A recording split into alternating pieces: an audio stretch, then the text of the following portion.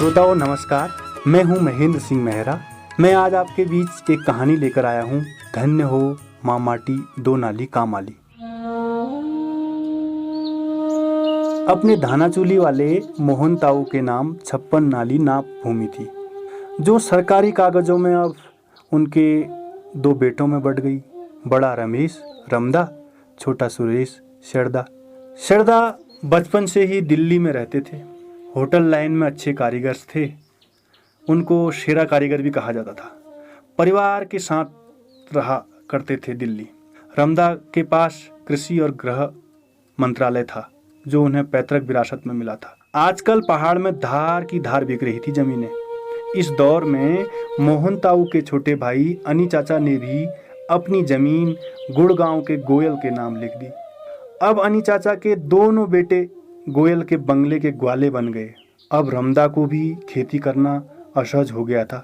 गोयल बाबू का फरमान था, अब खेतों में पानी डालकर जुताई करे ताकि धूल उनकी कोठी तक न पहुंचे। तब खेती में मद्दी का दौर था। रमदा की कमाई 54, खर्चा रुपया था।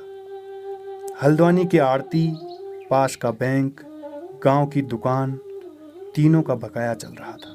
शरदा ने अपनी 28 नाली पर दिल्ली से दूरबीन लगा दी। शरदा अपने हिस्से की पूरी 28 नाली बेच देना चाहते थे। दिल्ली से दिलबाग सिंह को साथ लेकर आए। शरदा के परिवार में 4 प्राणी थे, शरदा, पत्नी, 2 बेटे। रमदा ने 2 नाली पर पारिवारिक सदस्य के हिसाब से 8 नाली जमीन रोकने के लिए कहा। रमदा बोले, धन्य हो माँ माटी दो नाली काम आली शेरू। ये जमीनें, ये माँ माटी जिसने पाला बड़ा किया है। शरदा कहते हैं, इष्ट देवता भूमिया देवता का बास है इसमें। हरियावा डाव बगवाई चूड़ के हिसाब से 2 नाली पर सदस्य जमीन होनी चाहिए। लंबे समझाने के बाद शरदा मान गए। अब 20 नाली दिल्ली वाले दिलबाग सिंह की हो गई। 56 नाली के चेक में अब खड़ा होड़ा पड़ गया। 3 साल बाद रमदा का लड़का कुमाऊं की पलटन में लग गया और लड़की कंपाउंडर का कोर्स कर रही थी, लेकिन दिल्ली का माहौल शरदा के लिए अनुकूल नहीं था। मकान में रहना लगभग समस्या हो गया था। शरदा के पड़ोसी मकान बेच कर अपनी जन्मभूमि की तरफ शरण ले रहे थे। शरदा को याद आ रहा था, धन्य हो माँ माटी दो नाली काम आली। यह शब्द उनकी बीवी और उनके कान में अक्सर गूंजा करते थे। जब रमदा ने दिलबाग सिंह के सामने उनसे कहा था, शरदा आप ज़्यादा दिन यहाँ नहीं रह सकते। उन्होंने औने पौने दाम में अपना दिल्ली वाला घर बेच दिया। जो रुपया पैसा मिला बच्चों की अच्छी तालीम में लगा दिया ताकि विलायत में अच्छी नौकरी पा सके। 2 साल बाद दिल्ली को दहलाने वाली कोरोना बीमारी आ गई। शरदा खुद पॉजिटिव हो गए। 3 महीने अस्पताल में तपस्या काटी। खैर जान बची लाखों पाई। शरदा की माली हालत अब ठीक नहीं थी, लेकिन रमदा की बेटी अब सरकारी अस्पताल में संविदा पर काम करने लगी। रमदा की गाड़ी तो पटरी पर आ गई।